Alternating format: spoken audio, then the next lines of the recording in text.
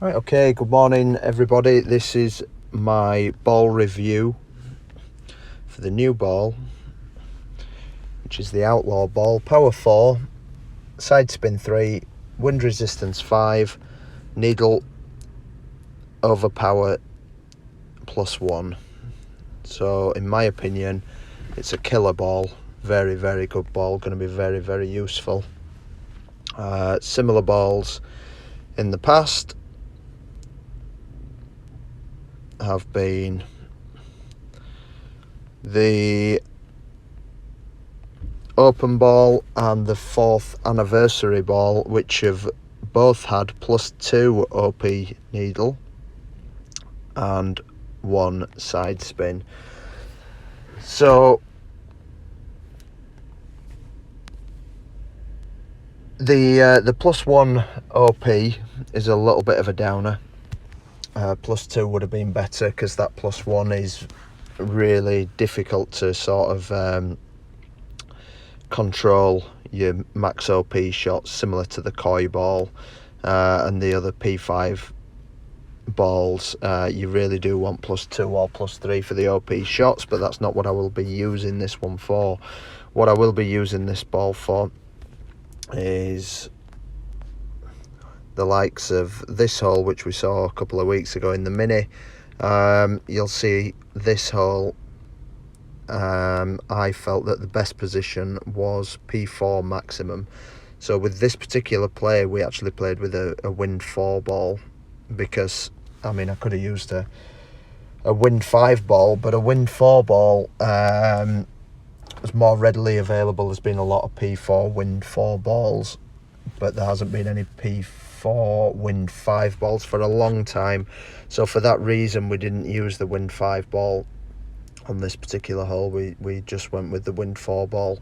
Now that the wind 5 ball is readily available, it's in the shop right now, I will be looking to utilise that for future plays for the next few weeks and seasons.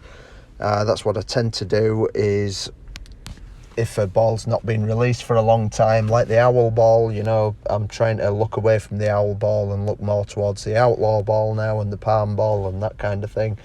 And because there's not been any P5 wind zeros, trying to look away from that for a while. When a ball has been released recently, I will use it regularly. Another good use for this particular ball is, let's say, on a medium distance par 4, possibly with crosswind, where I'm looking to get into plus yards with the Grizzly or the B52 or something like that, or the Thorn. Possibly set up with a power 3 ball, but then just as a little bit of a bonus, you can switch out after the drive. So set up everything with a power 3 ball, which people will have a lot of power 3 wind 5s. And then after all the adjustments and setup, switch out to a power 4 ball. And what that means is when you get to the resting position, you then come to take your second shot, and you will have a greater scope for plus yardages, because you have 10% extra on this ball. So the power 4 means 10% rather than just 7%.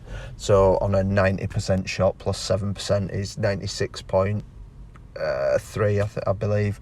And on a 10% extra ball, it's going to be 99. So you get an extra 3 yards to play with on the plus yards, which means you don't have to have those instances where you might be just outside the plus yards. So it's very, very useful.